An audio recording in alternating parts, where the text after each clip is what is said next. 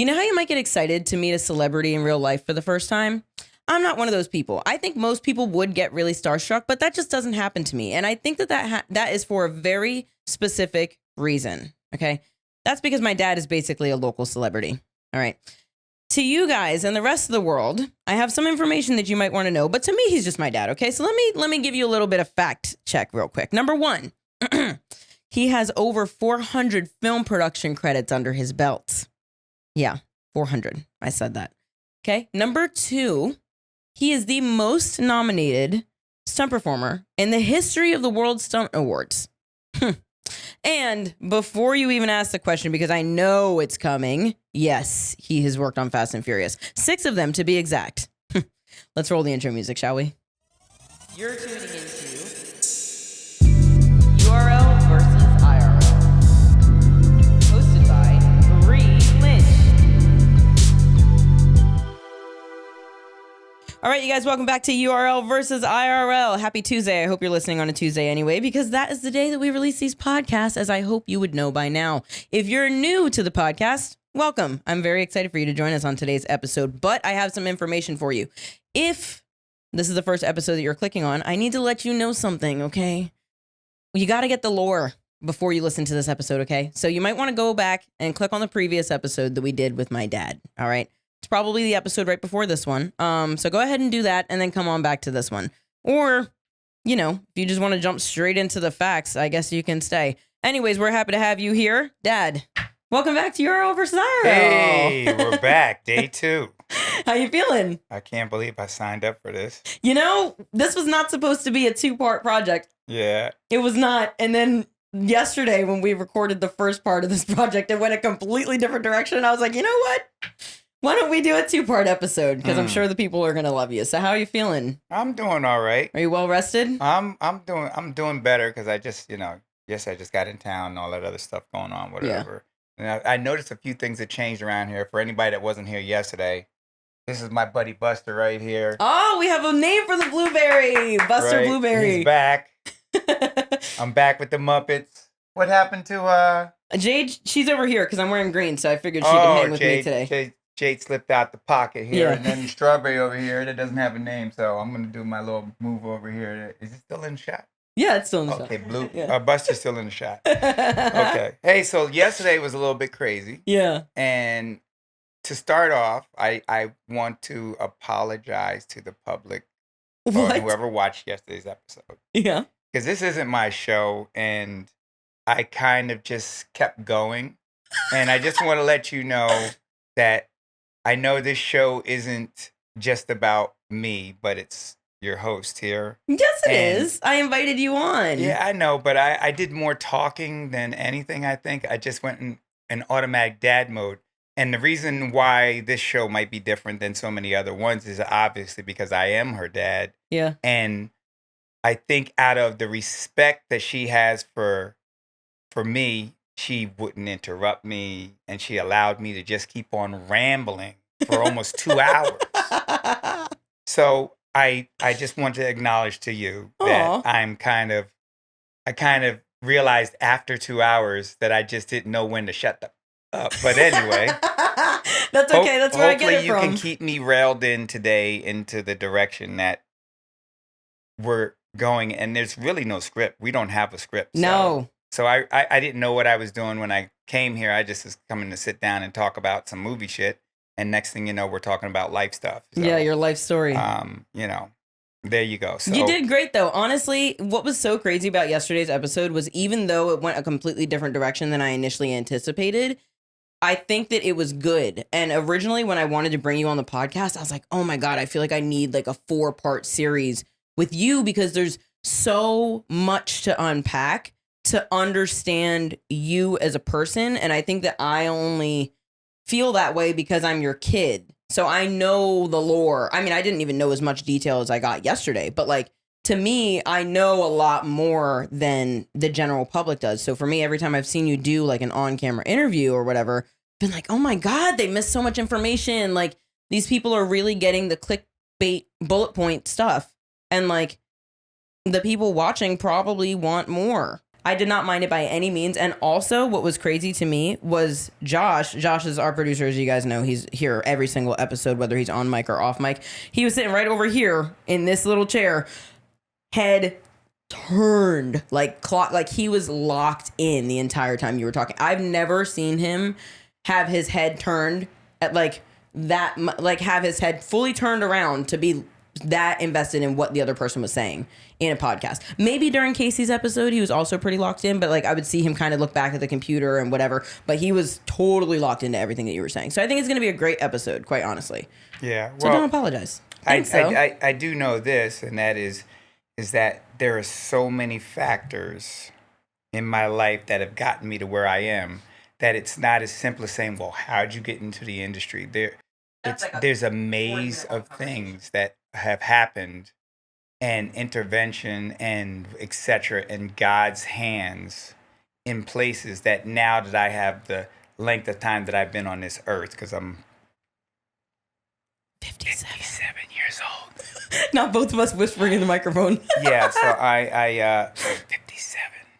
And just so you guys know that the 57-year-old yesterday was getting almost run down by a Hummer, and I had to dive over the hood of a car in the streets. Okay. Of New York City. All right. Just yesterday. I'm 57 years old. You know and what? I'm still diving over cars and falling off of buildings. We don't have a script, Yeah. but I had 2 ideas that I wanted you to do for us on this podcast. So number 1, I was going to ask you to tell us about your very first day on set. Like, tell us what it was like, what it felt like when you walked on set, blah, blah, blah. And I was also going to ask you about your most recent day on set. So you can tell whichever story you would like to start off with. And then we'll swap and do the other one at the end of the podcast. Well, my most recent day on set was yesterday. I was working in New York City.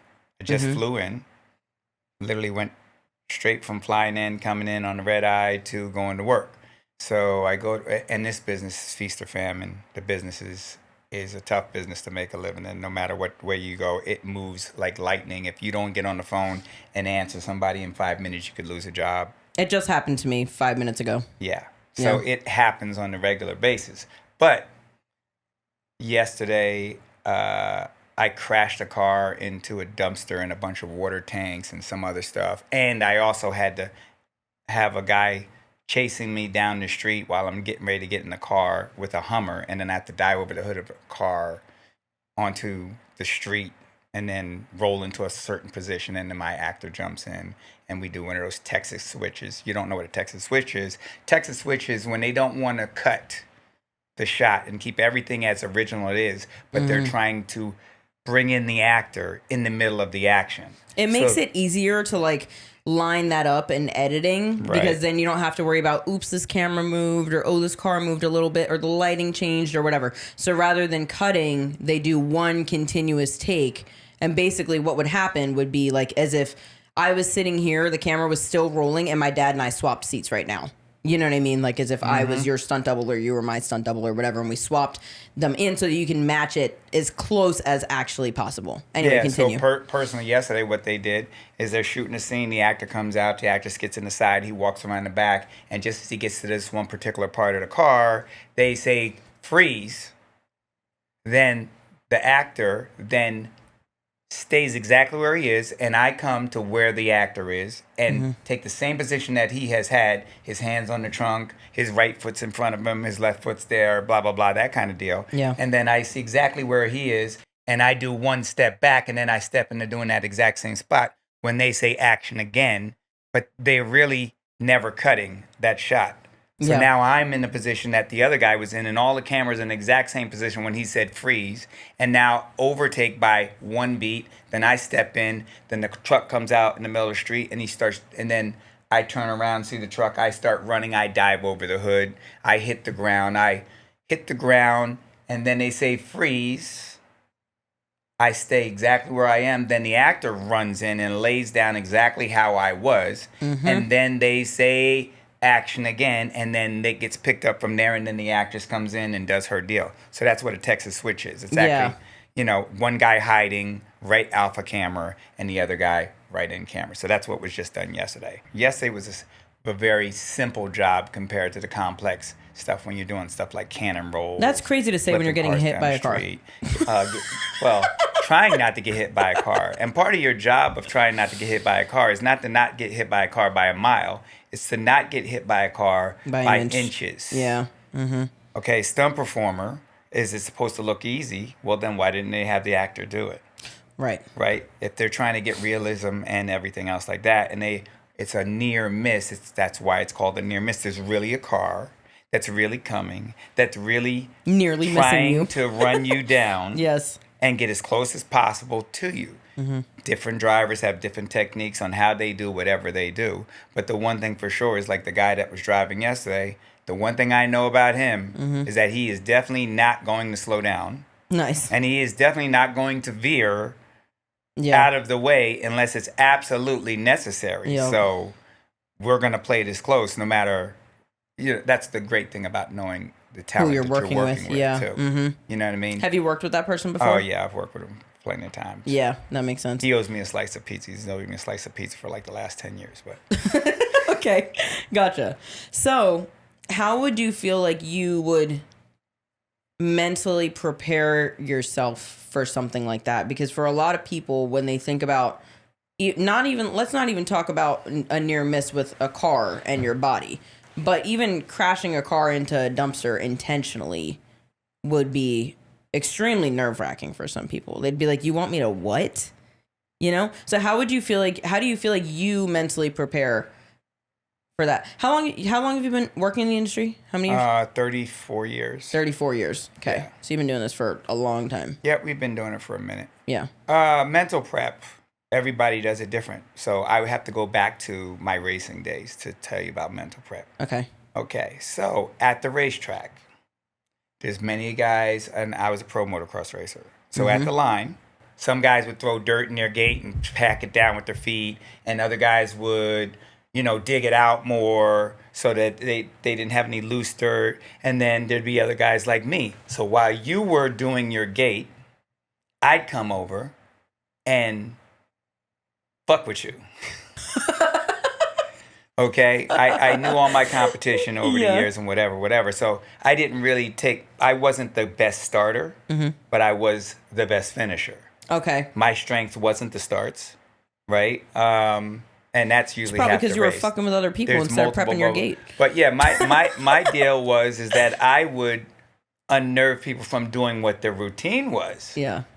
Right? I'd go in and this other dude's just concentrating. I'd be like over there talking, hey man, blah, blah, blah, blah. We're just bullshitting, whatever. And I just would fuck with people. Anybody that was near me, I'd be joking around with them before the gate dropped or anything else like that, because my technique wasn't necessarily to fuck with them, but they have a thing called endurance in racing, right? Yeah. So endurance, some people spike at the beginning. They do the fastest first 2 laps in the track, and they blitz out there. Well, that's because their adrenaline is high. Right, and they have a high adrenaline, waste all their energy, yeah. So I never really got excited. I never really got nervous. I never really got blah, blah, blah. I was always calmer, more relaxed. So whatever that comes to with the business itself as a whole, when stuff like that comes up, I really don't get nervous. Do you think that you try to kind of distract yourself in a sense beforehand? I don't know how much it's really a distraction. My goal is to do something that they say can't be done most of the time. But the real deal is that my mental isn't, oh my God, all of these things could happen. Right. Oh my God, what if this goes wrong? Because people ask me all the time, oh, aren't you scared? Aren't you this and that? No, I'm actually not scared. I'm usually more calm than I ever was. And the things that I have to do, I don't think about the things that could go wrong. The only thing I think about is the things I need to do it properly. Okay. And this is something that I learned from racing motorcycles and crashing my ass off. Right. It's crazy how much motocross has really affected your entire life. I could base everything off my life off of racing. I know, because you've been doing that since I was a kid. You would teach me how to use a power tool properly by comparing it to motocross. And I was like, what is this guy on? But it worked and it made sense. It was speaking the correct language to me, but it's wild to see how much it really translates from one to another. You've done a lot of motorcycle stunts in your career. That's one of the main things I've been known for. Yeah. Motorcycle stunts. I've done some, I mean, in this podcast, are we really talking about the movie industry and trying to stay on that? Or are we just trying to talk about realistically life? Because I could tell you, oh, I worked on this movie, I worked on that movie, and oh, I met this star and I met that star, but I'm really not that dude. Yeah. The real truth of the matter is the drive and the things that have created me to be in a position of life success. And when I say life success, I'm not talking about because someone believes I'm celebrity or because I have a certain dollar amount in my pocket. Mm-hmm. Success in life is completely different than that. Mm-hmm. And that has nothing to do with how much money you have, unless that's all you think that's important as far as success is concerned. It's exhausting. So the things that I've learned from applying the things that I know to the things that I wanted to do and how to get there. Mm-hmm. So this lesson that I learned, you got to slow down to go faster. Mm-hmm. And you got to do this in order to do that is part of the prep in how I've achieved my real estate and financial goals, mm-hmm. and the positioning that I've gotten in multiple businesses and where I've gotten to in the industry that I am in now. Again, you guys, the lore. I'm telling you, part 1 to this podcast, this episode, this little series that I'm doing with my dad, so important. So important. You get all the information in that episode. But yeah, no, you're absolutely right. Yeah. How do you get to where you want to be? Yeah. How do you get to where you want to go? How do you choose the lifestyle that you want to have? So in our entire in our entire lifetime of me and you, mm-hmm. all I've ever taught you was freedom. Yeah. All I've ever taught you was how do you create your own freedom? Yep. How do you become your own person? How do you find yourself? Yeah. Right? Don't let other people define you. Yep. And in places you got lost, mm-hmm. just like I've gotten lost over the years too, just like many of us get lost. Yeah. Right? But the real deal at the end of the day is in order to achieve a goal, you have to have one in the first place. Yes, you do. Right? So the sooner you realize and decide on the things that you want to do, and I never said you need to do this or you never need that. I said, what is it that you like to do? And no matter what it is that you want to do, we can find a way to make money at it, mm-hmm. and make a living at it. That's why I'm as delusional as I am, chat. I'm telling you. Yep. Right? So we're trying to build freedom. Yes. Okay? So that has nothing to do with college education and money. We're trying to be free. Yep. You know, everything is open platform. I go in the house, I rip all the walls down. I make it so you can see from the front to the back of the house. Yeah. You know what I mean? To open up all the rooms. I take off the doors. Every door to the house, they don't have a regular door like everybody else has a door that is a solid door. All of my doors in most of my houses like glass. Are made of glass. Yep. Even if it's frosted glass. Mm-hmm. What that is not the end of the hall. Yeah. Or that's the end of the whatever, and this is closed off. It means that there's something behind the wall. Mm-hmm. There's more depth to what you're seeing. Even if the glass is frosted, there's something behind here. Yep. It's just a matter of whether or not you decide to open up that door and get there. Go off. So, you know. You asked me a question a second ago, and you said, what is it that we're really trying to go after in this podcast? Are we trying to go after the realistic, this is what this is actually like doing this? Or are we trying to go after, you know, I've met this person and that person, this is how many movies I've worked on? I feel like that's a really good way to segue into something I know that I want to talk about, and that is the movie Fall Guy. Because the movie Fall Guy, there's an original Fall Guy movie, right? Okay, I'm talking about the new Fall Guy movie because I haven't seen the original. I haven't seen the original, but I have seen the newer one because a lot of stunt performers were talking about it because obviously that's like the biggest representation of the stunt world that we have in this current modern era that we're in right now. Right. So I feel like a great way to do the URL versus IRL comparison that we're looking for on this podcast is to talk about the movie Fall Guy, even if it's not in depth, because I know you don't remember the whole thing. I don't remember the whole damn thing. But I was supposed to work on it, the whole damn thing. You were? I was supposed to work on that for 9 months in Australia. That was the Australia job. Yes. Damn. Do you feel like you missed out? Nope, because you know what I did instead of the Australia job?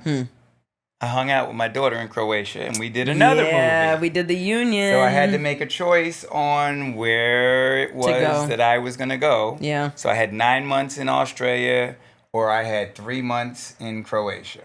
Yep, and Slovenia. Right, yep. Mm-hmm. and Slovenia. So that was a sick little car chase that was a job that we did. that I got to work with my daughter and do a bunch of car chase and fun stuff with her.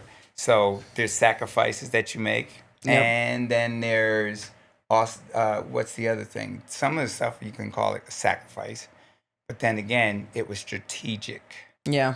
Strategic in many other ways, and I enjoyed what I was doing. So I might not have made as much money, blah, blah, blah, blah, blah. I had a lot of friends on Fall Guy. I ended up doing some consulting on the Fall Guy for some of the car stuff over the telephone. Okay. While we did the Croatia job. Okay.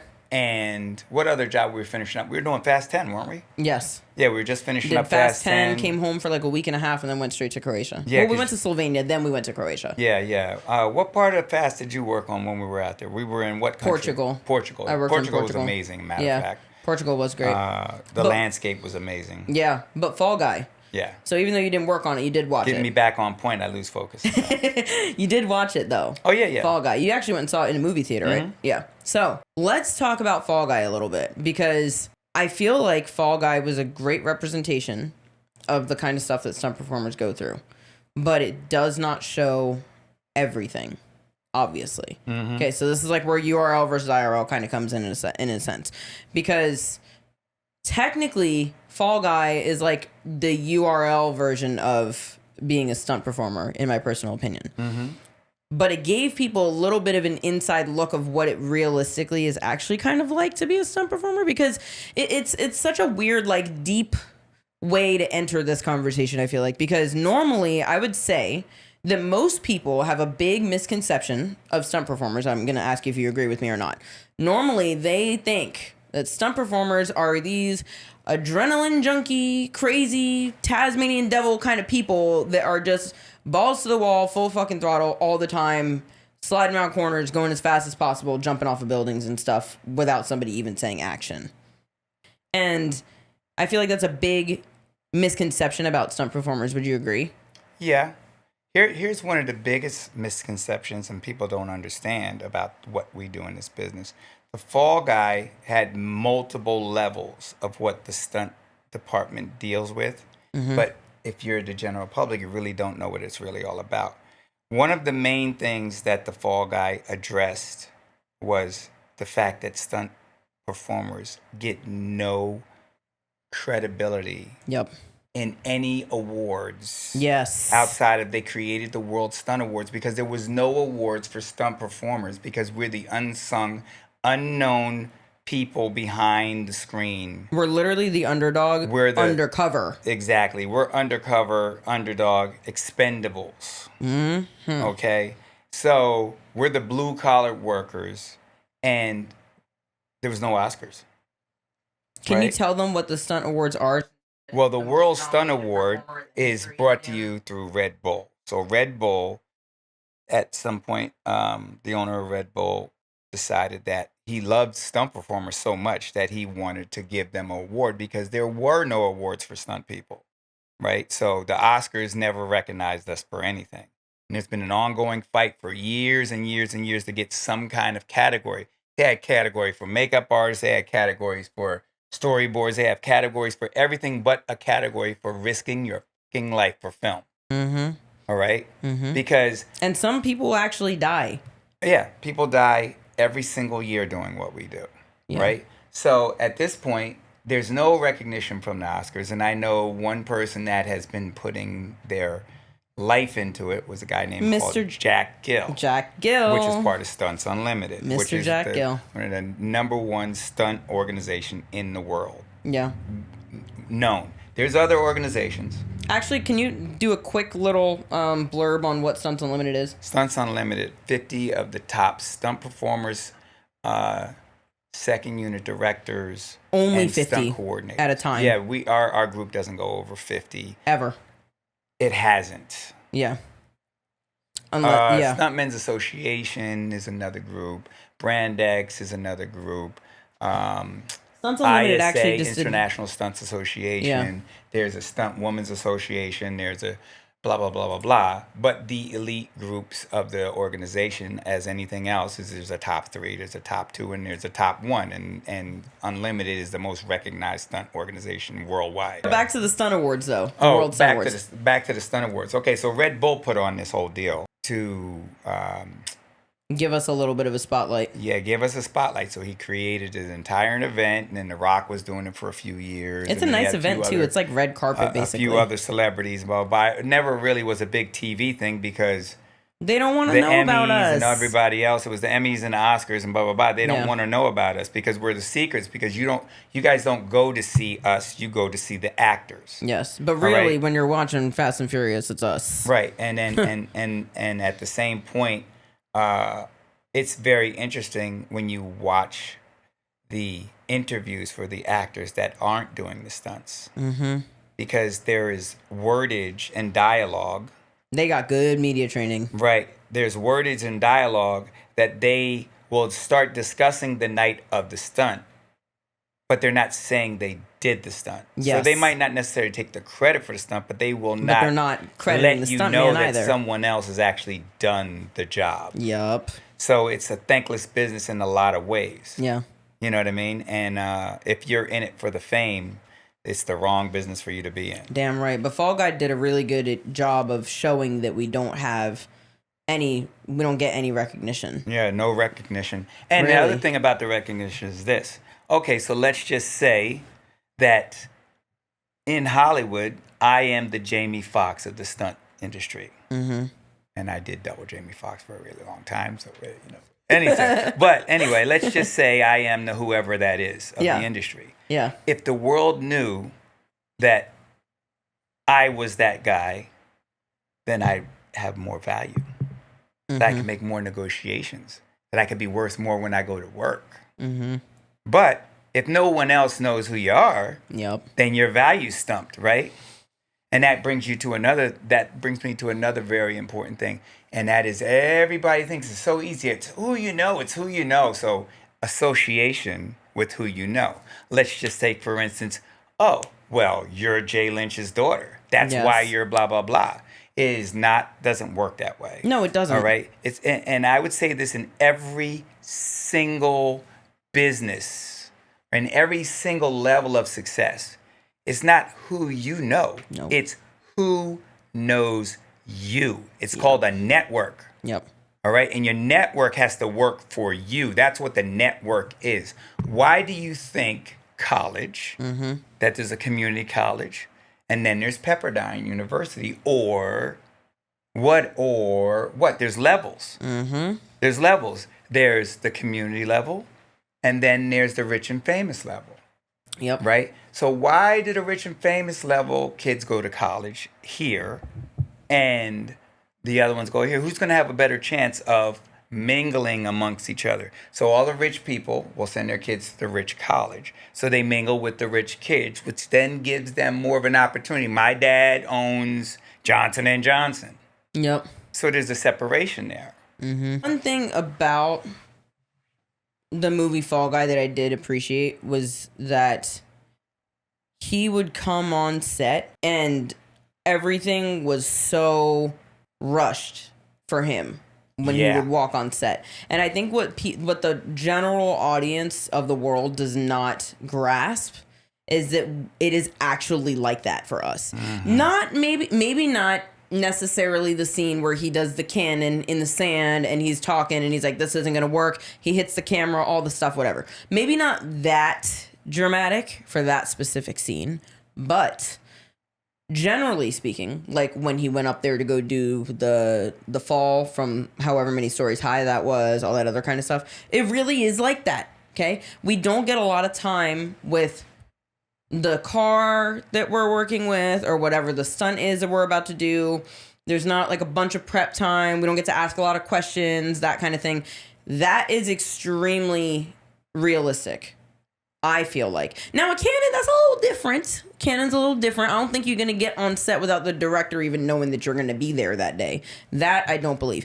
I mean, a lot of the times we don't even get to run into the director because everybody's so busy in their own corners of the world doing what they need to do. But there's no way the director actually has no idea that you are going to be there and then it turns into this whole big thing. That's not going to happen. But the amount of rush, get in the car after never having driven the car is absolutely true. Yeah. 100%. At least 75% of the time. Maybe 80% of the time. Yeah, well, what most people don't understand, too, is this, and that is there's a thing called first and second unit. Yes. Yep. Okay, first unit, if there's a first and second unit, first unit is the actors, dialogue, script, right? That is blue screen, green screen, studios. Yes. Lattes. And the sparkling water and everyone with the clap and all your work is amazing. Yep. And etc. Yeah. Now, if you are working on first unit, and I've just explained this to you, if a stunt performer goes to first unit, here's what happens. Shoot this angle, shoot that angle, shoot this angle, shoot that angle of the lead actor or the main character. Okay, this happens, that happens, boom, boom, boom. Oh, we'll shoot it again, just one more shot. Now, that guy's got to be done by 11 o'clock. So we've got to finish the actor by 11 because he's got to come back in tomorrow by this time. Yep. And he has a thing called a turnaround. Yeah. A minimal turnaround that you can bring him back if he's SAG. So we've got to get our lead in and out of here. Yep. So they shoot with this person, and they overshoot the out of everything. Yep. Now, I've got to do a Canon, but y'all have wasted so much time shooting the out of everything. Yep. That now we're rushing. No right. We're rushing because we're gonna lose the street. If we're in New York City, they might have a street that they are paying for till rush hour. Yeah. Rush hour is at 5 o'clock. The entire thing has to be off the road by 4:30. Yep. It's 4:15 and we still haven't done the Canon. Yeah. Because we shot all the way to this point. Canon. Now we've got 15 minutes to shoot this shot and get off of this street. Canons, by the way, are like creme de la creme of stunt driving. Okay, you can't get much bigger than a Canon unless if you set the car on fire and send it through a hoop that's also on fire over a tank of sharks. Well, sometimes the car's on fire, so that's possible. We could just get a fish tank or something. Literally. But the Canons are a big deal for stunt driver. That's like the top, that's like the biggest stunt you can do in a car. I will give you a real example that you absolutely know about. Okay, let's do it. We are in Budapest. Oh, yeah. Yours truly, Shazam. Me. Is in her Canon. Yeah.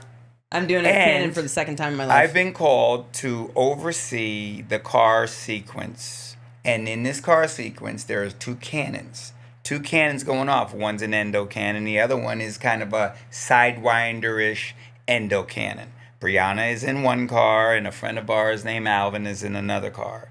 And I'm out there, and I'm overseeing all of the stunt stuff happening on this. Now, specifically, the first day I went into the shop, we go into the special effects shop. Those are the guys that are building the car that have the bomb in it with the pole in it that throws your car up in the air and makes it flip over and roll down the street. Now, it just doesn't do it by itself. There's jobs that you have as a stunt performer to put the car in the right place, at the right angle, at the right time, pushing the button so that your car doesn't end up in someone's fucking living room. Yes. Right? If you're in the middle of a city... Yeah, we were in a historic part of downtown Budapest, and they said, don't hit the building. I said, how the fuck am I supposed to... don't hit the building. Don't do this. You can't land on this. You can't knock down that pole, blah, blah, blah, blah. There's all these parameters that come in safety-wise. Mm-hmm. You're in the city with real people Yep. that are getting momentarily locked up, meaning stopped by people that are working at production. That doesn't mean everybody pays a fucking attention or even cares. Or knows exactly what's Breaks going on. the lockup, whatever. That's a whole nother story. Yep. Of the threads of what's going on. Mhm. But anyway, they're shooting, and the first day I went in, I said, this truck absolutely has to have a pole from here to here for this truck. Okay, because I have to approve the roll cages and everything the cars. for This the gas. is car prep before we do this so job. they have already built the car before we got to Budapest, and they put it in a position where they thought it was good enough. Mm-hmm. And But they've never done a Canon. and they've never done a Canon, but they build these cars all the time, so they think this is all right, and you think you know what it is, and they always say, "I'll do it." But they've never actually done it and been put in that position, so there's a difference. So anyway, I said, this car absolutely needs this pole. So this has to go here, that has to go there, blah, blah, blah, blah, blah. 2 weeks later, we're on set getting ready to do the gag. On my birthday. On her birthday, 21? I was turning 23. Oh, that was your 23. 21 was the other thing. 21 was the Sidewinder. Sidewinder, yeah. For Jay Leno's show. Yeah. Okay. And then I did a whole Canon nother at gag. 22 and then a third one at 23. Right. Yeah. So now, and she's the youngest girl that have ever done a Canon. A Canon, yeah. May I say. But anyway, so they've shot the actors all the way up to this certain point, and they're getting ready to lose the street. And they're like, okay, get the cars ready. And Brianna's in her car and this, that, the other thing. And they bring the other car for the other dude to get in. The pipe ain't in there. Yeah. This is a point where I am damn near in tears on set. I literally, after this job, not this job, because the job was great, but the day at work, that specific day, we were there for how long?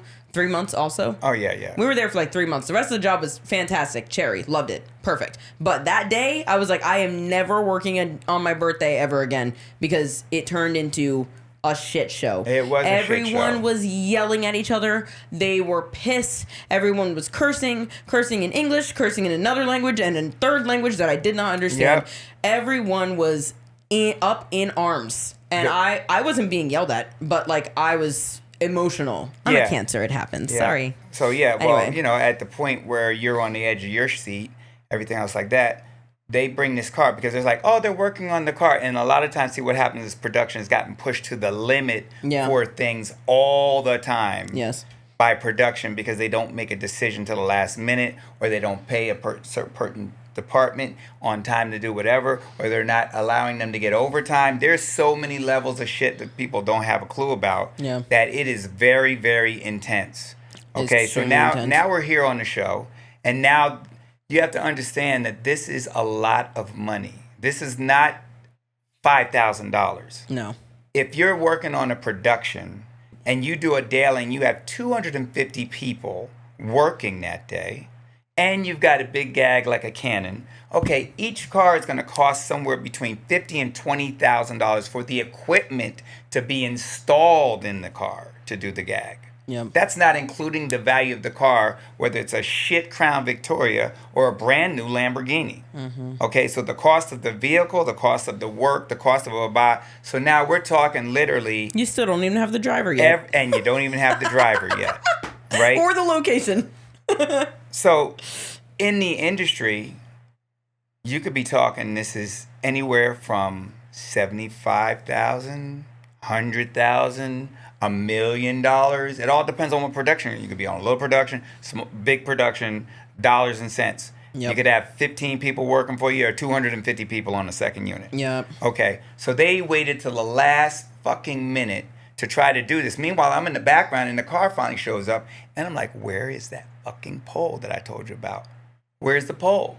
We're not doing this gag until until someone welds fucking pole in there. Now they have a welding machine on set. And let me explain the importance of this pole that my dad is talking about. This pole is supposed to go in the other car, not in my car, but the other car, and could potentially save the other driver from breaking their fucking neck, depending on how the endo cannon goes. Because I was in the car that was doing the Sidewinder endo cannon type of thing. So my car was not going to just go straight over from head to tail. Mm-hmm. Okay, or from tail, I guess, tail up. Yeah, right? when Mine we is say going to that, do a little twist. Yeah, the first part of an endo cannon when it's going from head to tail, Yeah. the first part of the car that hits is over the driver's head on the roof. Yes. Because imagine the trunk of your car flies straight up into the air. Okay? That's basically what's happening. So, he's talking about this pole that is going to go right behind this driver, like back behind their shoulders, behind their driver's seat, but like right up against their driver's seat, right up against the back of it, and goes straight up to basically the roof of their car because it's going to protect them from snapping their neck.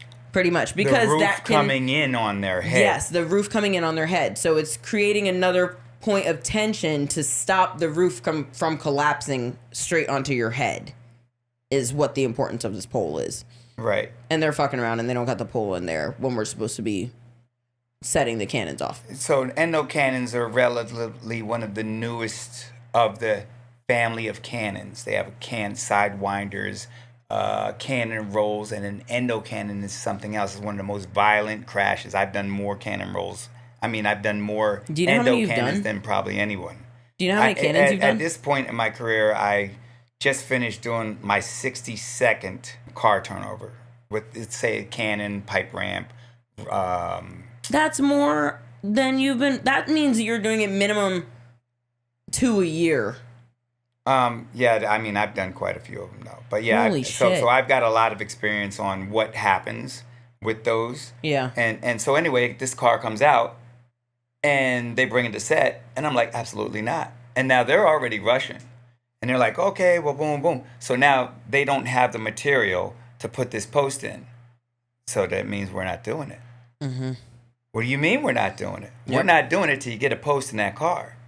Right? Okay, blah, blah, blah. So now we're going back and forth with the discussion, whatever. So I go to where the special effects in. I'm like, hey, didn't I ask for this? Blah, blah, blah. So now it's the shit show on who said what. No one ever told me that, or something else. Yeah. So I went over there, and then they had some other stuff over there, and I said, cut this pole out of this car. Boom, boom, boom, boom. It was another vehicle that was over there that had some tubing in it. I said, cut this out, put this in that car, boom, boom. Meanwhile, on set, they're all freaking out. We gotta go, we gotta go, we gotta go. And Brianna's in the other car, and they're welding this pipe in here. I'm strapped in the other car in my She's strapped fire in the other suit. car. This is how much they're ready to go. She's strapped in the other car, sweating her ass off because it's 100 degrees in Budapest. Roll cage around me. Like 100%. Yes. And she's I like, have to climb out. And they're threatening not to do the gag. Yeah. And she's sitting in the car saying, oh, blah, blah, blah. Crying in my helmet. I said, don't worry about any of the shit any of these fucking people are saying. You just worry about what you're doing. Relax. Take it down. They're not doing this gag unless the fucking thing is in there because someone's life is at risk, as far as I'm concerned. And the level of being able to stand your ground in the business when everyone else is trying to go forward and you're like, no way, is a lot. Well, yeah. A lot of responsibility. You have to remember also, like, you have had so much experience that people, even though you weren't the stunt coordinator, were asking you to come and oversee this stunt that we were about to do. Right. Because you have so much experience in that. In comparison to somebody like me, if I was like, I don't want to do this without this in here, they'd be like, we'll get somebody else then. Because we're going to do it. Now, you know what? Actually, something that I want to bring up really quick to try and kind of transition a little bit is most people, when they see a movie, would think that that's CGI. Oh, yeah. They always do. There's people in those cars. They say that all the time. Hell yeah, there's people in the cars. Yeah. Hell yeah, there's people in the cars. That's how I'm making a living. When I say that, you see this picture right here? Yeah, babe, I'm can in you that take car. his phone and show that camera? I'm in this car, and they're like, you're not in that car. I'm like, yeah, I am in the car. Look through the window. Look in the front window. You can see my head. See that camera? There it goes. Look Yeah, at that. perfect. Anyway, so at this point, it's like, listen, people, absolutely, we are not doing this until that part is in that car. The entire production's weight is now on your shoulders. The stunt coordinator hired me. So understanding what a stunt coordinator is, all right? A stunt coordinator is someone that has the head of the department that is organizing all of the stunts. That doesn't mean that he's a pro at every stunt that's being done. Right. So don't get that mistaken to this guy is a pro at everything. He could be a fight coordinator and amazing at doing everything John Wick. Yeah. Or any other kind of fights. But he might not have as much information or experience as for car crashes, motorcycle stuff. So that's when you hire a specialist. Yeah. That comes in that knows more than you do so that you can do what you need to do with production to make everything safe. Yep. Because everybody's is not the top at whatever. This is what experience and time comes together But what's with. crazy is people don't think that those stunts are even real. They just assume that it's all CGI. Now people are starting to think that it's AI. Yeah. Which I want to get into a conversation about that really quick with AI and what your thoughts are for our industry going forward. Because you have been in the industry for a very long time, and I'm sure you've seen it change quite a bit from when you first got into now. How do you feel like CGI and AI are gonna? What do you think that's gonna do for us? Do you think it's a good thing that we're gonna start utilizing it? Absolutely not a good thing. And there's incentives for actors to sign a contract that allows them to get more money on the back end of a movie if they sign off their stunt double to be AI. No. Yes. People don't know that was part of the agreement. Do you know what's even more fucked up, chat? Is what's more fucked up about this is since we have been going to work, probably when did this start for us? Like Black Panther-ish? Black Panther 1, I think, maybe? What, the dots and dots? the scanning? Oh, that's for you. But for me, they've been doing this for a long time. They've been doing face replacements, dots, so and all sorts of scans on you. Yeah, so they'll put like dots on our face and very specific markers for visual effects so that they can replace our face with the actor or the actress's face so that they don't have to worry about seeing our face anymore. Other thing that started happening, which is what was shocking to me, is now they're doing full body scans of us when we go into work. Full scans of the cars. They're scanning the locations that we're driving in, et cetera, because now what they're trying to do is basically, if they scan the car and they scan the location and they need a car to do a similar thing in a similar intersection in a different movie and they need someone that looks like me to do that, all they have to do is rip it from the other movie and change the color of the car and then never pay me ever again because they didn't need me to come to work. I wasn't there, so why would I be making any more money? But that's basically what they're trying to do now. You won't even know it's you. Yeah, you won't even know that it's me at all. So, for instance, Gemini Man was the next level. Really? So I did Gemini Man. It's the younger and the older Will Smith. Big motorcycle chase. Yeah. Okay. Oh, I remember this. What they did was they created this vest with all these sensors on it. Put me in the vest. Like a mocap thing? Yeah, like a mocap deal. Mocap is motion capture. At this point, now they've done all these photos of every single angle, 360 cameras all shoot you from every angle at one point in this room, right? They know every single bend of your face, your blah, blah, blah, blah, whatever. And what they'll do in the computer is they have all these readings of every sensor or whatever it's doing. So everything that I'm doing on a motorcycle is now being recorded for data purposes. And it's easier to replace the whole upper half of my body than it is just to do my face. So face replacement, which really went into overdrive when Paul Walker passed when we were doing Fast 7. Yeah. So this put everything in the hyperdrive for CGI and face replacements and everything else like that. So that literally was the launching pad to the next level that was at a stall for a while. Right? Of being able to have an actor, have a stunt person, or someone else be them. So now when you're talking about dots on the face, back in the day, the idea was when you drive by, turn your head so they don't see you. So they can't tell that it's not whoever it is driving. With the dots on your face, as you drive by, please look at camera. Yeah.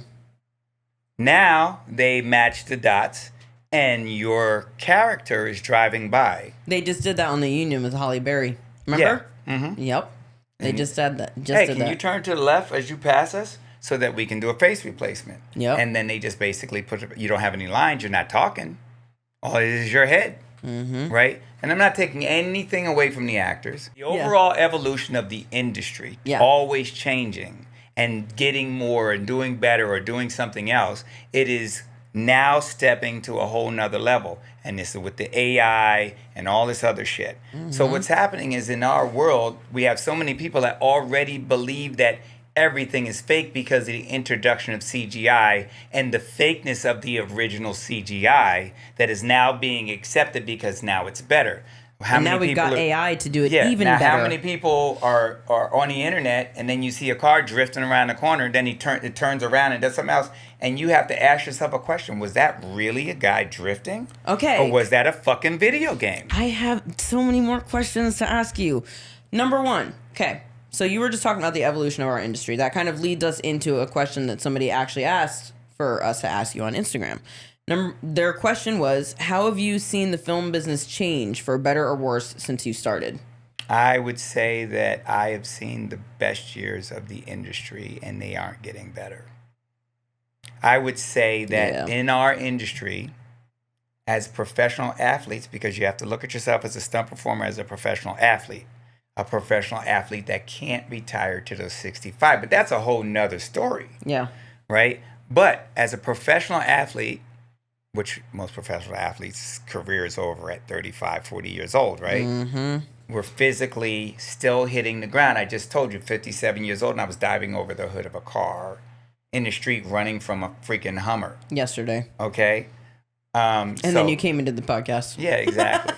So it's a very interesting formula that we're dealing with in the industry. Another thing that you just mentioned a second ago that I wanted to touch on is you said that when you're on the internet and you're seeing a car drift around a corner and then you have to ask yourself, was that even real because of something else that just happened?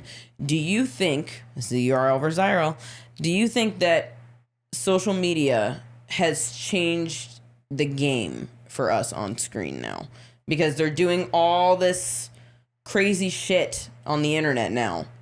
Do you think that that's translating into what we do for work because they want everything to be bigger, badder, better than before? Well, I would just say if you look at the series, let's just say, what's Ice-T working on all the time? NCIS. NCIS. Right? So Ice-T's working on NCIS, right? All of their stories are based off of true stories. What just happened here, what just happened here, what just happened there, and then they reenact them the next week. What was the latest news headline? And that's where they're picking up their stuff, and then they reenact something close to the real deal. Well, the internet is reenacting something close to the real deal too. So now you got free runners doing this and somebody else doing that, and then this guy's jumping off a fucking building and boom. So now movie wise, they've got to keep up with the times. So really, is the movies really keeping up with the internet? Yeah. Is the movies really keeping up with social media? So there's that talent that's out there. There's massive talent out here. It's not, stunt people are not the creme de la creme of everything. Right. There's massive talent all over the place.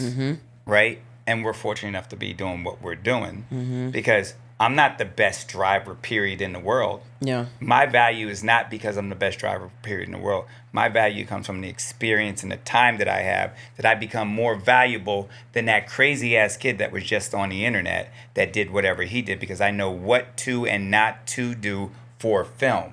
So that's my true value. And my true value increases the older I get, as long as I'm capable of physically and mentally handling vehicles. I have so much information that this is where my value comes. Yes. Because I'm getting older. So I'm one of the few cats in the business that are still working because of my age. And that brings me to the point of saying where we were at is that the circulation, internet-wise, social media-wise, the game keeps changing because they keep cycling in new performers, younger performers. Here's the truth of the story.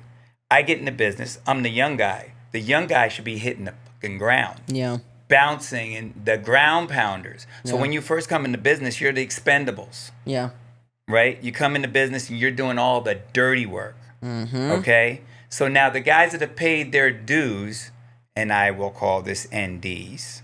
Non-descriptors are the people that have paid their dues most of the time and are getting to their retirement stages, because as a stunt performer, we can't retire and get full retirement till we're 65 years old. Yeah. Which is terrible. Yes. Right? And that's got to do with, union and deals and something else and coverage that we could go on all day long about. That shit is not fair, and it's not fair, and it's not fair, but it's not fair. So what are you going to do about it? Anyway, friends always want to hire friends first. Of course. Before they hire anybody else. Yep. So if you're friends with the A-list and the guys that are killing it, it's usually because you're one of those dudes.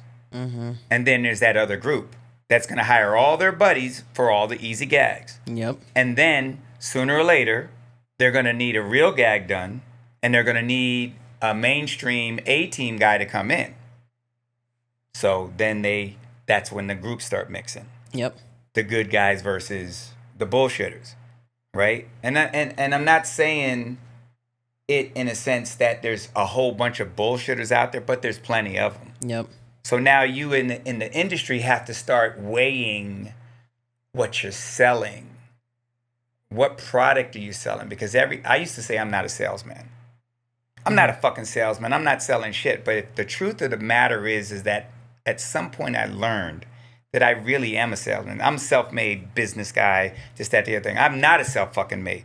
Let me tell you, anybody out here in today's world on social media, the shit that you guys are being fed is I did it on my own. It's in all the music. Okay? Like I said, which maybe the people here listening didn't realize is that one of the things I said is Ice-T changed my life. Yeah, that was in part one. Put me in a different place. Directed me into where I am today without ever meeting me once. Yep. So the influence of music and rappers, DMX, my demo reel was all DMX. Oh my God, I know. Okay, DMX is part of me, part of my life, part of my breed or breeding and blah, blah, blah, blah, blah. Mm-hmm. And the things that I do and do not believe in and however they go, all right? So what I learned from Ice-T is the role models that you pick and what you choose, because you can have a whole bunch of different role models. You can take one thing from this guy and then the other shit that he does is no good. Right. And then you can take something else from somebody else and then erase the shit and then make your own mold. Mm-hmm. That's how I started my auto body business. I learned from all these different auto body places on all these different ways to do everything. And then I made my own mix to create my own brand. Mm-hmm. If you see what I'm saying, I liked it this way, but I didn't like that. I like this and I didn't like that. Just like you're doing this. And the reason why you're doing this is because you've watched so many other podcasts of other people just being skipped over or anything you thought was fucking important because they had an agenda. Damn right. Exactly. That's I literally just, you guys, if you listen to the podcast and you're an active listener, you know that I just said this shit in episode 11. I said, I've done so many on-camera interviews, so many podcasts where these people are just looking for clickbait fucking content from me. And they'll ask me something like, what was it like growing up for you as a kid? And blah, blah, blah, blah, blah. And then I tell them, I pour my heart out to these people, and then they move on to the next question. They're like, so what's your favorite movie that you've worked on? Or what movie have you worked on? Or who have you doubled? Because they're looking for the quick clickbait shit. And it pisses me off. I can't stand it. To me, the whole point of like podcasting, I know I'm going off a little bit of a rail here, but this is my rant session. To me, the whole point of like podcasting is to tell a good story and get good information and for it to be semi-educational, but also entertainment at the same time, And to me, I would much rather listen to a 4-part fucking podcast and really dig fucking deep and talk about the shit that's really important rather than the clickbait bullshit that we always see on the internet. That's just me, personally. I really think that a lot of the stuff that we see on the internet is not enough. And that's part of the biggest problem that we have. And again, a huge part of the reason that like I was motivated to make this podcast in the first place is because we're not getting all of the fucking information. And that's the problem, is it's not realistic, and we need to reset a realistic expectation, okay? Because if I just brought you onto here, my dad, onto the podcast, and I was like, okay, Mr. Stuntman, fucking over 400 film credits, let's talk. And we didn't get all the information from beforehand, how would these people know that you're even a credible source? How would they know who the fuck they're listening to? How do they understand the weight of what is being said and what makes them want to listen to you? aside from me asking you something like I'm about to ask you in a second, transitioning back here, what's your most difficult stunt that you've ever done? What's the most dangerous stunt that you've ever done? What's the most dangerous that you've ever, dangerous day you've ever had at work? Instead of doing that kind of shit, we're talking about real shit here. And that's what I really feel like is important. So, anyways, yes, that's why I can't stand the other fucking podcasts and stuff. I understand what they're trying to do because they're a fucking business. They need to make their money. They need to get their clicks, get their content. I get that, but I'm here for more than that. And that's it. Well, true story here is, as my daughter, you're very much a lot like me. This is why I hardly ever did any interviews. Mm-hmm. All right. So over the years, I've got multiple interviews. I've got multiple interviews from different places. But the deal is, they all want this the dirt or the skinny or the quick fix. So that's why I was never doing I got Men's Magazine. I've got photo shoot stuff and articles from places like Euroman and I'm actually gonna scan that stuff and put it on the Instagram for anybody that's listening that's interested. Oh, King Magazine. I've been in magazines. I'm in magazines on the same page with 50 Cent or Ghostface Killer. Have you been on a cover of a magazine like me? No, yeah, I'm kidding. I have been on a cover of something. Oh, shut up. Anyway, but I have, but I don't even know where it is. Yeah. For those of you that don't know me, I'm very low key. I don't even hang up pictures in my house. Yeah.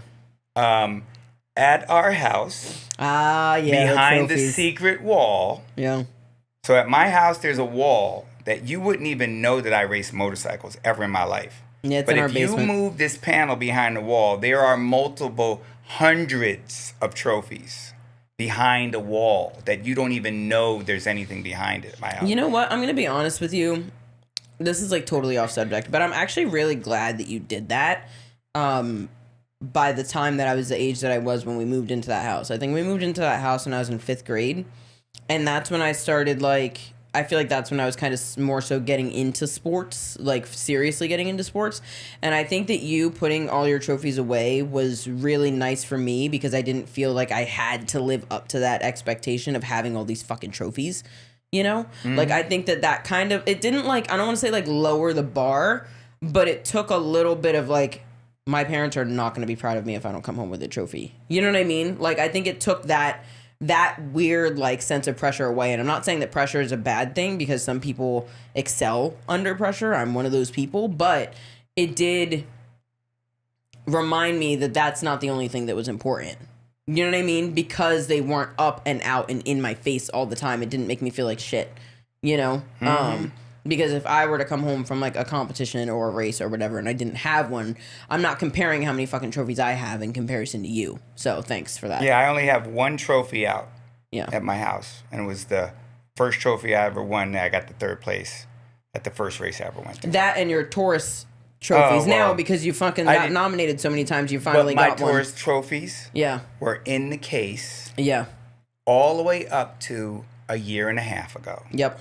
Mm-hmm. So all my big trophies, like my Taurus World trophy is almost 4 feet tall. Yeah, they're big. They've been sitting in the garage since I got them, and I've gotten multiple ones over the years. So, but they were all sitting in cases in the garage because I'm not that dude, I guess. But Speaking of the Taurus World Stunt Awards, another segue here.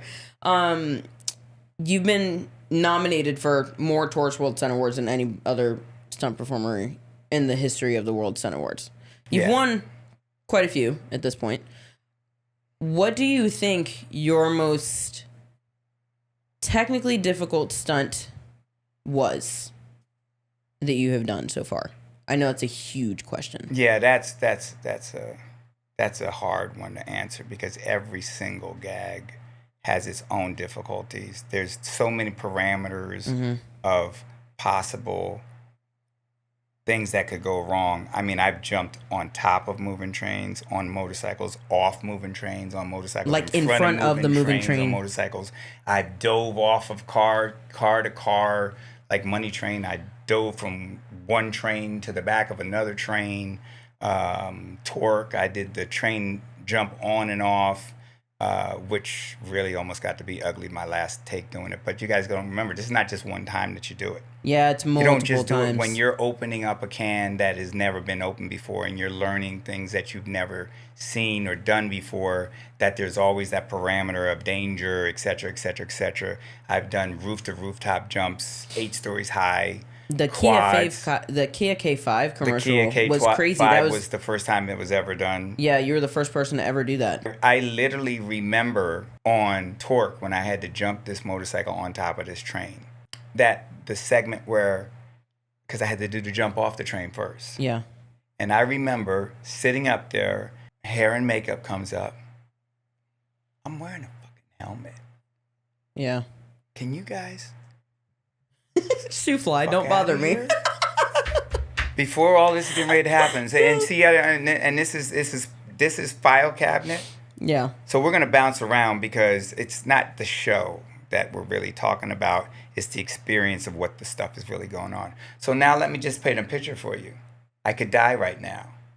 Yeah, literally. And I'm up here doing whatever the process is that I did when I sat on the line at the racetrack. Yup. One guy's shaking his hand, the other guy's all nervous, or I'm in my zone.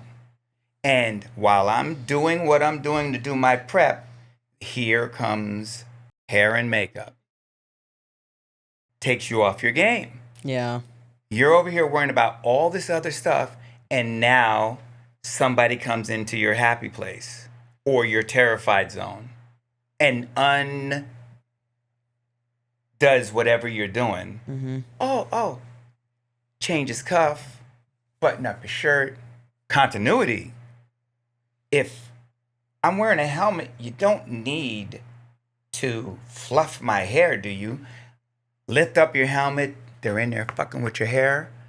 You want to say, get away from me sometimes. You know what's crazy? Right? Is there's only been one time in my entire career that having a makeup artist come up to me between takes was actually comforting. She and I are still friends. Her name is Dawn Penner. Shout out Dawn Penner. I know she listens to this podcast. I love you so much. That is the only time that I have ever actually not wanted a makeup artist to leave me alone when we were about to do something. Like every time that we were about to do a take, I was working on Batwoman, the TV series, and that was a very intense show for me.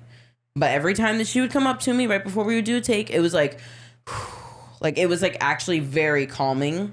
And that is the only time that has happened to me in like 10 years. And all the other times the hair and makeup comes up to me, I'm like getting more anxious. Cause like, can you just leave? I'm literally all the way ready to do whatever it is that I'm about to do. And now you're messing it up and I need you to go. Cause they're going to yell at you. And that's going to make me even more anxious right now. You know, like that's going to get me out of this headspace that I'm in. But Dawn, somehow she had some fucking magic trick or some shit. Right. Well, I'm not saying it to say I dislike the hair and makeup department. No, and I don't dislike them either. Like I said, Dawn and I are girls. I love her. But it is very, sometimes it throws you off. It's like a little unnerving in a way that they don't know because they're just doing their job. Yeah. You know, and they're doing what they're supposed to do when they're supposed to do it. Yeah. But sometimes you're in a fire suit in a car with a roll cage around you, strapped down to the point where you have to pee and you can't move. Okay. Like I can't scratch my forehead right now. And you're really messing this up because now I have a piece of hair in my face and I can't see. Yeah, well, that's just to say that in this business, there are all these levels that the average person doesn't understand. Damn right. So this goes back to part 1 when I was talking about my daughter being able to handle the pressure of me ramming into the back of her bike while we were at the track. And me giving her information and her being able to apply that information. No matter how long it took. No matter what amount of time it took, because sometimes it took a long time, sometimes whatever. So, but the internal wiring is so important because there's massive talent out here.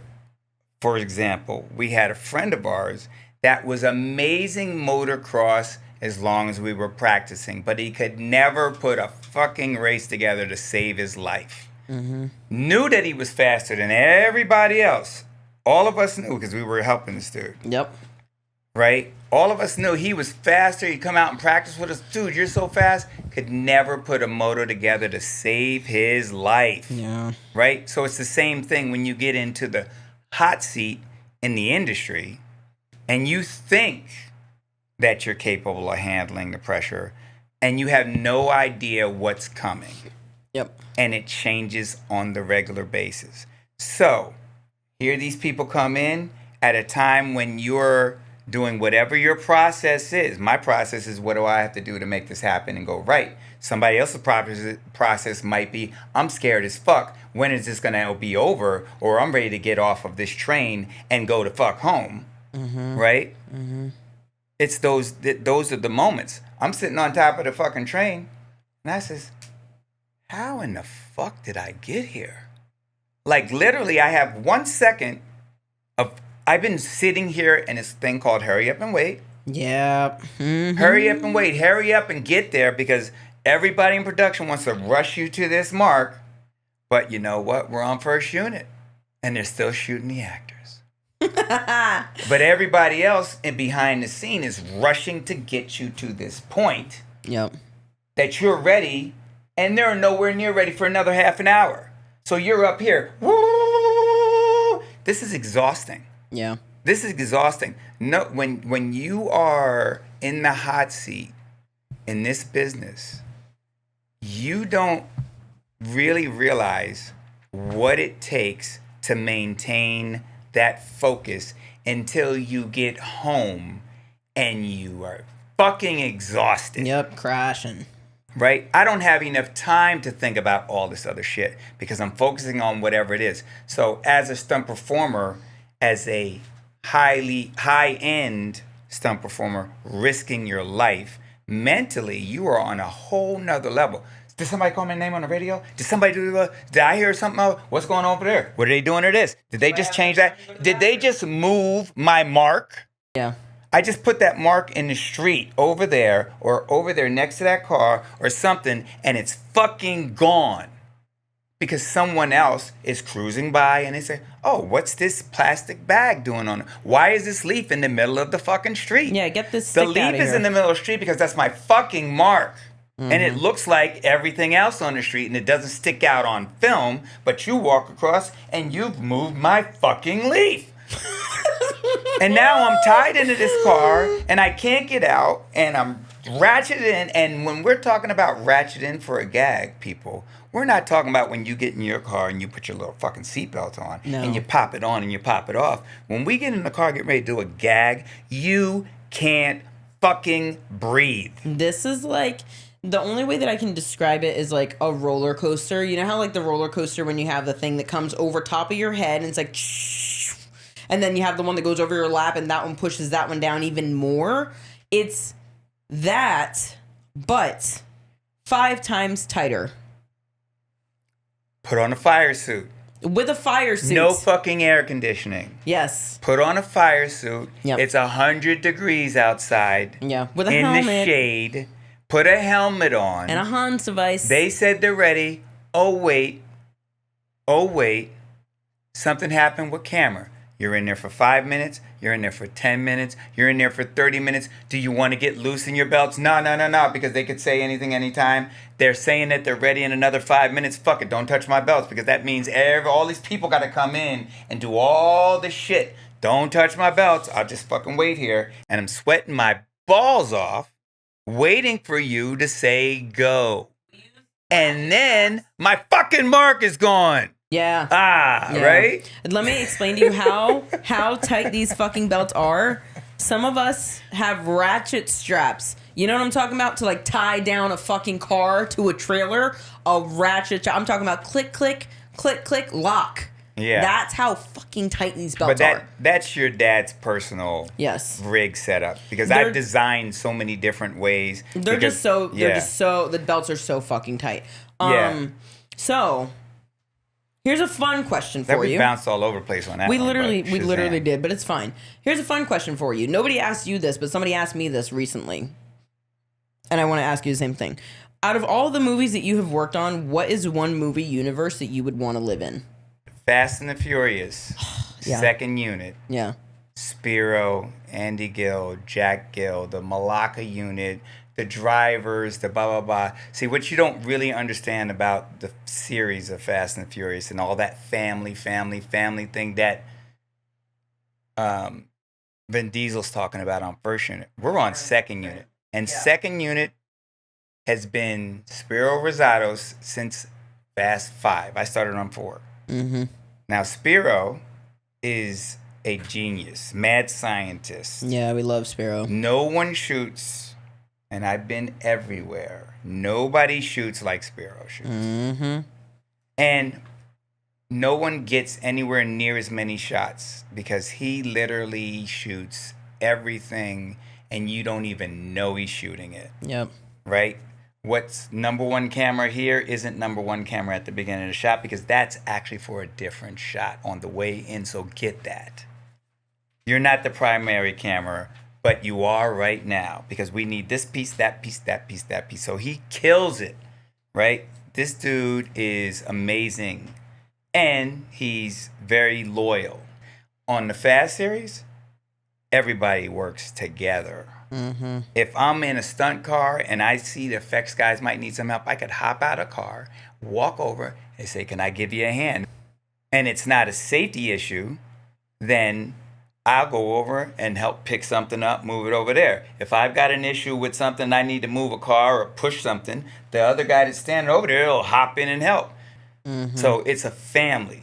Every time I go to work on a Fast series, anytime I'm doing second unit, because first unit changes, and we don't really have to go on first unit. Thank God I don't have to go on first unit. Yeah. I don't personally, as much as everybody says, "Oh, you get to meet all actors," I really don't want to meet all actors. There's only a few actors that I actually really enjoy the time, and that's not saying that there are not a lot of great actors out there that if I knew them that I would enjoy their time. But there's a different vibe on first unit. That's the thing is most people ask the question like, "Oh, do you get to meet all the actors and stuff that you double?" Not always, because sometimes we're on second unit instead of first unit, and quite honestly, sometimes it's preferred to be on second unit because we get a lot of the action stuff done. It's a little bit more focused on us. So Fast and Furious is the world that you would live in. Then. Yeah, well, because I love cars, love motorcycles. My answer was Barbie. If I have a day off, I'll go slide a car. Yeah. Every one of my personal driving cars down the street, I have my Z06 Corvette. It has a hydraulic handbrake in it. Yeah. I've got my 1LE Camaro. It's got a handbrake in it. These are all street legal cars. And you know what? Whenever I'm in the mood to drift a corner, then I can't even tell you. We started my Corvette today. We had to jumpstart my Corvette. I've been having issues with it. We started my Corvette today, and the way that I just wanted to and clutch kick and do a little 180, I was like, "Oh, let me not get in trouble in the neighborhood." Yeah. Let me not get in trouble in this damn neighborhood. Just started my car for the first time in months today. But the industry is a whole lot of different stuff, and maybe not everybody's super interested in the industry. But I just want to get back to kind of some life stuff, if we can. Mm-hmm. All right. I brought this in today. Oh. All right. He got fucking props. I made a comment of how long it took before I felt like I belonged somewhere. Yes, that was in part 1, you guys. I'm telling you, that was a very important episode. This shirt is the Captain America shirt. Mm-hmm. I have one of those. I actually designed this shirt. Anyway, this is our group's logo on it, whatever. But this brings me back to episode number 1 when I said that I was on that show with Captain America and I was doing Need for Speed. And it's the first time that I felt like I belonged in the business. I've been in the business for 34 years. Captain America and Need for Speed was 2013. So that means I was in the business for almost 20 years. Okay? And there's a difference between fitting in and belonging. Okay? So a lot of you people out here that I'm trying to explain this to, and that is the social media instant gratification side of this. All right? On I'm going to do this all by myself. Right. Because that was the music part I was talking about. Yeah. I did it all alone. No one does it by themselves. You have to have a fucking network. That's what we talked about before. Yep. Right? Your network is so your net anyone worth. that believes you did it all by yourself, you didn't do it all by yourself. Yeah. Opportunities have come and gone. People open and close doors. Sometimes you only meet that person for a day. Sometimes you've known that person for years. Okay? So a door opens, an opportunity that links you to another opportunity that links you to another opportunity, and so on. And the one thing that everyone says that I was at before was, it's all who you know. No, it's who knows you. Do you know the Kardashians? Everybody knows the Kardashians. Does the Kardashians know you? Yep. It's a big difference. Yeah. Right? So where is your true value? Right? When you are working, whatever you're doing, blah, blah, blah, why are you here? Well, today I'm just a soldier out of 900 other people that are working. Recognize that you're just lucky to be here. Yeah. All right? So when you come in here wanting to raise hell, you should be lucky to be here. Right? So understanding your position and what your true value is as into when you get farther down in the game, or when you're being hired for your specialty or your talent. All right? Because I've worked for many people that then act like they're hiring me as it's a favor. And because they like me, when the truth of the story is that was the bullshit crew. And the bullshit crew needs a job done. Right. And they can't hire their friend. Yep. Because he can't do the job. Right. So the truth of the matter is that my true value is my experience and my talent today. And that's why I'm really here. That doesn't give me the and the chance to beat on my chest, but recognizing your position, knowing when you're working for someone or working with someone. So was Captain America the first time you felt like you were working with someone? Right. So now Captain America, 2014 we shot it, so this is 2013 2014 is when it came out. Yeah. So 2013 is literally 20 years into my business. And I fit in, but I didn't belong. Before. This is the first time I ever felt like I belonged. And this is where I am supposed to be. So for all you people out here struggling for a position on where it is you want to be in your life, that you've been doing this for a year and no one's giving you the respect you deserve, or whatever that case might be, myself, 20 years of watching my back, watching what I say, being aware of this. There's freedom of speech. You can go to work and say anything you want, but freedom of speech, you better watch what you say, because realistically, in my life, I said I'm not a salesman. I've never been a fucking salesman, right? But then all of a sudden one day I realized that because I was exhausted, and I remember the show I was exhausted on. I was doing The Other Guys, and I was hired by somebody to do a bunch of car gags, et cetera, et cetera, et cetera. And I had a lot of stress going on in my life, and I was exhausted and fucking tired. And this guy, Richie Burton, came up and he says, dude, you don't have to do it no more. And this is well before Captain America. And I was like, Irish guy. So he's minority in a sense. Because you don't have to do it no more. And I'm like, what is he talking about? But he had seen something that I was putting out, right? Because every job I had to prove myself over and over and over again. This is going on 15 fucking 20 years. When's it gonna stop? Yeah. How come every single job I've got to just keep on fucking teaching everybody or showing everybody or blah, blah, blah, blah, that I know what the fuck I'm doing? Because I'd go and do a motorcycle job, and then the transport guy's telling me what I can and cannot do on a motorcycle. Oh, this bike won't wheelie. This bike won't do this. So if I took that attitude, who are you telling? I'm the king of motorcycles. I learned how to file cabinet people. Yeah. Right? Filing system. This is important for everybody that wants to cheap shit. All right? Let's go to filing system from motocross. When I started motocross, I was a nigga. Trust me, when I started motocross, I didn't even know it, but I was considered to be the N-word Yep. by many people. Yep. Many people don't know the second time I ever raced a motorcycle that somebody spit on me with tobacco in their mouth. Shut the fuck up. Yes, and told That me is- niggas don't race motocross. That's My a second race. different level of disrespect. People don't know. Okay? So, and I'm not trying to bash people on the race card. What I'm telling you is, and the hairs are going on the back of my head because I feel it like it was yesterday. And I don't want to name the track I went to because I grew up in a sport that I loved Yeah. that didn't love me. They weren't ready for the black guy. And I'm not talking about for everybody. And I can't say the name of this track because I love the sport and it's not the track, it was some of the people. So at some point I had to start having to decipher that everybody isn't at fault. And that's when it comes down to when you people look at color on any level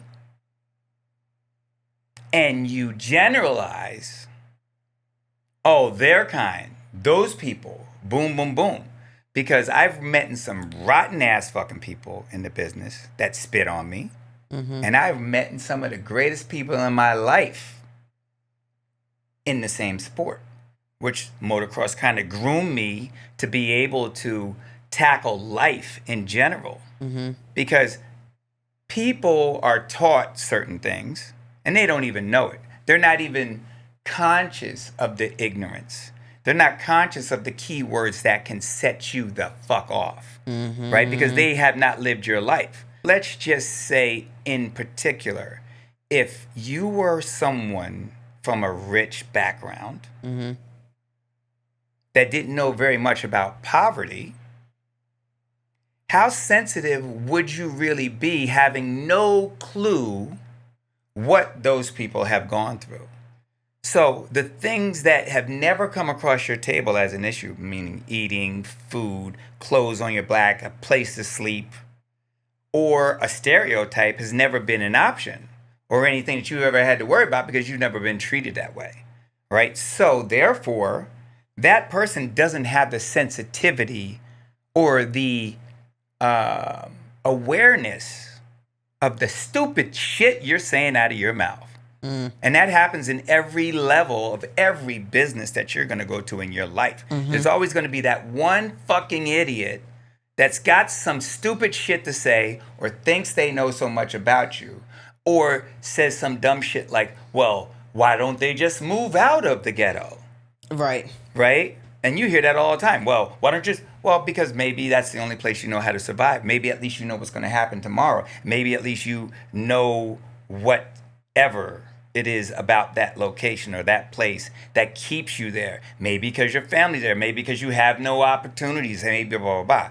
But what I'm just saying is that now, as I'm being taught so many different things at such a young age, that now all of a sudden, because I didn't know I was a nigga till I started racing motorcycles. Because I wasn't in the neighborhood of being a nigger. I was in an area where there was other black people, mostly. And then I went to somewhere where I was the only black person. Yeah, that's a harsh culture and now shock. you're a target. Yeah. Right? For whatever reason that is. I don't really know black people. Watch out for them. Maybe I heard about them. Whatever. So that person might be doing it under fear. The other guy might be doing it under anger. Maybe somebody was dating his daughter. Who the hell knows? Whatever that is. So now I had to start learning how to compartmentalize, right? And understand what is and what is not important enough to waste my energy. I can't change him. So the only person I can do is change myself. How do I look at this situation? How do I file this so that I can continue to move on? And the thing about performance is when you're trying to perform and do your best, when someone unnerves that performance, when someone can get on your fucking nerves, they realistically might be trying to get on your nerves. They might have no idea they're getting on your nerves. They might think they fucking know everything. They might actually know every fucking thing. Yeah. There's so many different levels of so many different people that in your performance, today I'm risking my life. And this person over here wants to come over and tell me how to do everything and boss me to fuck around. Click, boom, file cabinet, whatever he says, doesn't fucking matter. I can say yes all day. Oh, thank you very much. But in the back of my mind, I'm really saying Charlie Brown and their teacher's talking. I don't know what the fuck he's talking about, and it doesn't matter. I need to move on and stay in the game. Mm-hmm. Because now I'm on top of a fucking train, and I'm asking myself a question. How did I get here? And then the word action comes in, and I have to blank out and go in and do my job. So at that very one moment is the same moment as in if you allow that shit to get to you, you have now created that moment that has created the weakness that might make it your last day. Yep. At what you're doing. And that is the same existence of what I'm saying is, as in the freedom of speech and you better watch what you say. Every single job, you're a salesperson. So who's buying your shit? Yeah. And if you don't realize you're a salesperson and you keep saying whatever the fuck it is that you want to say, and then you have people come in and they will literally ruin your path if you don't know how to handle and file cabinet people for whatever it's worth. So like I said, I've run into a whole bunch of fucked up people, and I've run into some of the greatest people in my life, and thank God I figured out a way to file it at an early age in my life based on surviving the game. Sometimes it was surviving just getting off the track and getting back to my house. Mm-hmm. Because we've been surrounded in a pit at the racetrack. Yikes. By people that weren't happy that they didn't get the win. Mm-hmm. We've been surrounded by people in the pit, and I got a nickname at the racetrack, and it was the Jammer for a reason. Because I used to get run off the fucking track, into the fences, into the blah, blah, blah. And my dad used to say, you're crashing all over the place. I said, no, Dad, somebody ran me off the track. No, they didn't. No, they didn't. No, they didn't. And we found out that that is truly what happened. So I waited a lap the next time. And when that person came, I ran them off into the fence too. I got banned from places for racing. We got banned from this district, from that district, etc. I used to have to hide in the trailer when I went with certain people to races so that they didn't have to park down the hill. Damn. You see what I'm saying? Mm-hmm. You can't park over there, Mr. So-and-so. You guys got to park down there. Oh, well, so the next time I come, they asked me to hide in the trailer. Well, I didn't realize that the last time that's the reason why we were way down there. But now we're at this national qualifier at blah, blah, blah track. Mm-hmm. And now I came with the same people. And before we get to the gate, they say, can you hide in the trailer till we park? You see what I'm saying? Yep. Because my dad sent me with people because we couldn't afford to go and do the trip and everything. So he'd pay. And if that kid's parents, those people in that vehicle didn't have a kid racing the same bike I did, I could get the ride with them. I could never get a ride with somebody else that had kids the same age as me. Yeah, because they were your competition. Because the competition is now I'm going to beat them, and then I qualify and they don't for the national or whatever it was. Awkward car ride home. Yeah, so it's been a lot. There's been a lot of learning in so many levels of controlling your emotions and having an actual plan. So if you really want to succeed, do you have a plan, young people? 5-year plan? Okay, well, if you have a 5-year plan, then you better have a 4-year plan or a 3-year plan. If you have a 3-year plan, then you better have a 2-year plan. If you got a 2-year plan, you better have a 1-year plan. Yeah. And then you also have to know when to hold them and when to fold them. If there's a point where I quit racing motorcycles because I knew that this was the time for me to focus on something else. And you also have to remember with the instant gratification that everybody is expecting right now, they want it now, they want it now, that you don't put enough time in. And if you really want to achieve something, you have to put in the time. If you want the respect, you have to put in the time. You don't get the respect without the experience, and the knowledge comes from the experience. The experience and the knowledge comes from time. Time will then give you the respect because the network knows your experience and your knowledge and respects you for it. Is that why you felt like you belonged for the first time on Captain America? For so many years, like I said, people would say, that doesn't matter. That's not important. Bah, bah, bah, bah. You're talking about shit that doesn't matter because I'd ask questions. Yeah. Or I'd make a suggestion. So now we've gotten to the point where I've done so much work that now people are actually asking me my opinion. Oh. People are actually asking for my input. Now, you have to remember, I'm not just a regular dude. I have certifications and professional backgrounds in so many different levels. My dad was a general contractor, right? But anyway, that's just to say that using information from so many different levels. So I'm a certified mechanic, certified welder, certified blueprint mechanical drawing. I could build a fucking building or a house. But someone was finally taking your opinion for the first time into consideration. Well, it might not have been the first time, but now this has happened. What made me feel about that show was 2 shows were sharing me.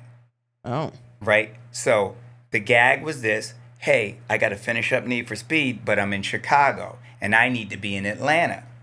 Okay? So can you guys work it out? So the coordinators get on the phone, talk to each other. Okay, I need him this, I need him that, I need him this, I need him that. Okay, well, he's got to do a cannon for us at 4 o'clock on Sunday on the highway here in Chicago, and the other job's the night before in Atlanta. So we're going to try to push the cannon, and you guys, can you get him out of there as early as possible? Get the hell and out on of the here. first plane.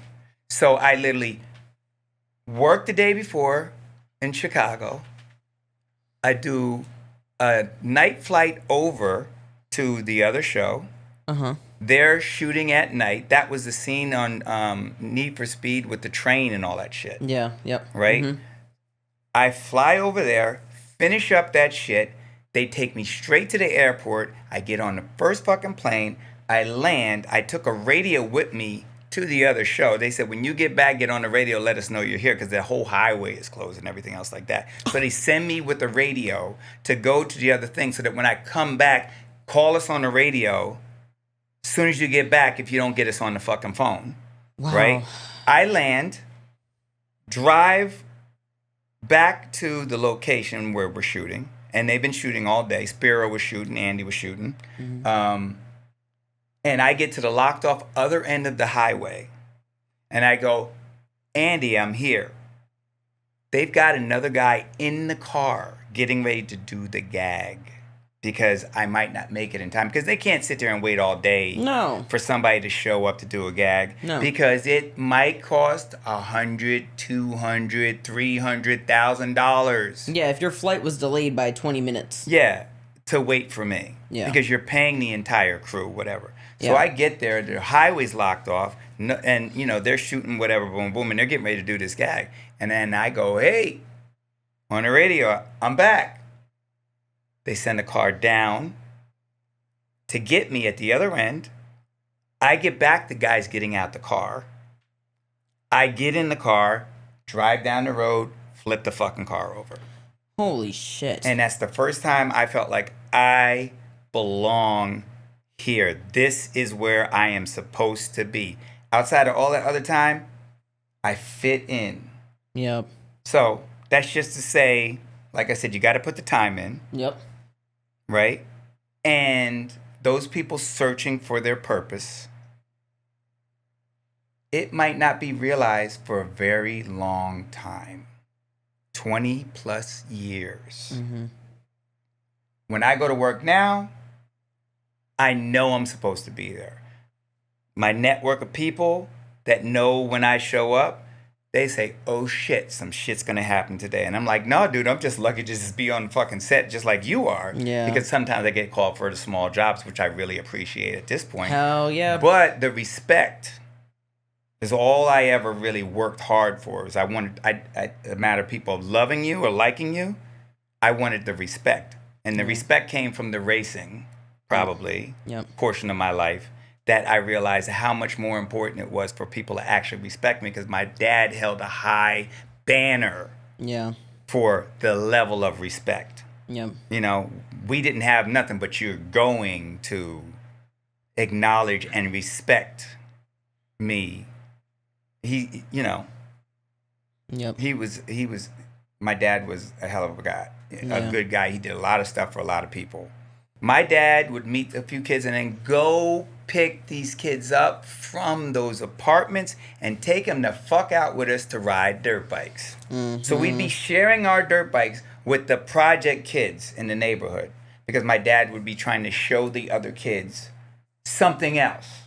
That's what I owe my career to, is something else, because my dad always let us know that there was something else other than what you saw. Social media now opens up something else, but it opens up a different something else. It opens up a bullshit something else. Everybody else is living this great fucking life, and yours sucks. That's what social media is today. You only see the best. You don't see the worst. Back in the day, then my dad would be like, okay, well, you kids are in the projects, but I'm going to take a few of you to the races so you guys can see other shit's going on. So the kids would come with us to the races. The kids would come out to us practicing. Well, we'd go out and ride. They'd ride our bikes. We'd come back home, and they'd come and steal our fucking bikes. But anyway, just social media-wise, kids-wise nowadays, instant gratification. You got to put the fucking time in. You got to have the focus. You have to have the idea. You have to make the plan. You have to have realistical goals on where it is that you want to be or end up. It doesn't mean that I wanted to be a professional welder, but a stuntman. You see what I'm saying? So it doesn't always go the way you want it to go. But if you can't believe that the pieces of the puzzle will fit together eventually, and the only thing that does that is the time and experience is that you learn from to get the respect and to get the money or whatever else that is through the networks of people that know you for whatever it is that you're working hard at getting to. You got to put in the fucking time. Damn right. That's a damn good podcast if I ever heard one. 2 hours. Holy shit. I know. We did it again. We did it again. They got a clock over here, just in case y'all don't know, which I don't really know. They pointed me to it yesterday, and I just looked at it saying, oh, it's 2 o'clock in the afternoon. No. And it's not. It's 2 hours and 8 fucking minutes of this. Wow. I can still talk. Damn. I know. I think that, I hope that everybody that has been listening so far has loved having you on the podcast, because I was telling Josh before we even got a chance to do this podcast with you. What's so funny, actually, is somebody asked me on one of my solo episodes who would be your dream guest on your podcast. And one of my answers was my dad, but I can never get him to sit down for long enough to do it. Yeah, I got a bunch of shit to do so I get out of here. Yeah. I was like, I can never get him to sit down long enough to be able to do a podcast episode, but I would love to have my dad on the podcast. But anyways, what I was going to say is I really hope that the people that are listening have enjoyed this as much as I have, because I would love to have you back literally anytime. We could talk. There's so many different subjects that you and I could cover that I feel like could do the world a little bit of justice, you know? But this has been fantastic. How do you feel? You never do podcasts. No, I don't do podcasts, but you know, I mean, I like helping people. I guess it's in my DNA. Did you have fun? I can take that from the whole thing. It runs in the family thing. Yes. I learned from my dad, you know. But did you have fun? Yeah, I surprisingly, time flies when you're having fun. Damn right. So there you go. Damn right. I think I still talk too much. It's okay. Again, but you know, if I was on somebody else's podcast, they probably would have beat me down and told me, "Shut up for a minute, I got to talk." Yeah, they would have been pointing at the 1 hour timer and been like, "All right, we're done here." But I don't give a shit. I do appreciate that this wasn't a chop-socky, hurry up and tell me all this stuff because I got to get it done in 15, 20 minutes, because that's what all these interviews are. Yep. It's always just give me all of the dirt. Is this actor nice? Do you like blah, blah, blah? Who's your favorite actor? Yep. You know what I mean? Who's your role model? Blah, blah, blah, this, that, the other thing. So, sucks. Yeah, it's it's a tough deal, and I'm glad I got to do it on this, and maybe 2 or 3 people might listen to it in a lifetime, but or whatever. But I would say, like, I would do posts, and I say the post isn't for all of you; it's only for one of you.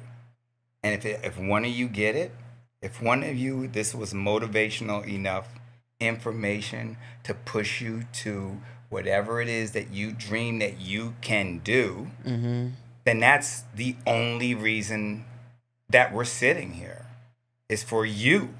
We're here for that one person that needed to get their information or reaffirm what it is that you thought you needed to do. I'm just telling you my story, but my story is interlaced with a lot of other people because I didn't get here by myself. Damn. None of us do. Damn. Let's roll the freaking outro music. Are you fucking kidding me?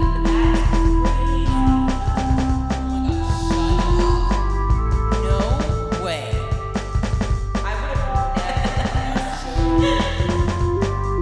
All right. Talk to you soon on the next URL versus IRL.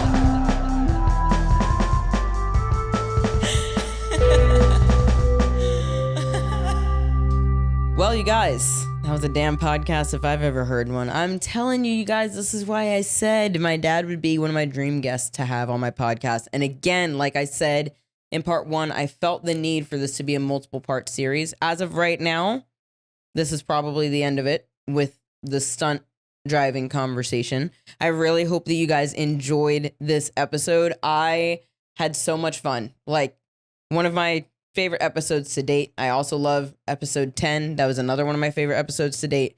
But yeah, you guys, I really hope that you genuinely enjoyed this as much as I do. For those of you that might be watching on the YouTube channel, I hope you really enjoyed it because I know you guys miss me having my dad on my YouTube channel. I used to get comments about that all the time. So hopefully it was nice and refreshing for you guys to see us in the same room again, even though it was unfortunately on a split screen. That's just because this room is small and I have to cover every angle that I possibly can. But you guys, if you have made it this far, thank you so much for listening. I don't know what you're currently doing right now. You could be doing some dishes, doing the laundry. You could be doing some dishes, doing the laundry, you know, driving somewhere or whatever it is you possibly happen to be doing. I appreciate your time. It means the absolute world to me that you would sit here and listen to my nonsense that I think is a good idea in comparison to anything else that you could be doing. So seriously, it means the world to me. Thank you so much. If you want to help me out on this podcast, you could do me a favor and leave me a comment below. I think Spotify has a fucking comment section now, which is crazy. Feel free to share the Instagram. You can follow us on Instagram. DM us on Instagram. I want to hear from you guys, okay? We got a link tree in our bio in there. You can click on there, find the YouTube channel. Anywhere you want to stream, share it with your friends. Share it with your mom, your grandma. And anyways, I love you guys. Thank you so much for being here. That was a great episode. I'm so excited to edit this. I'll see you next Tuesday. Bye.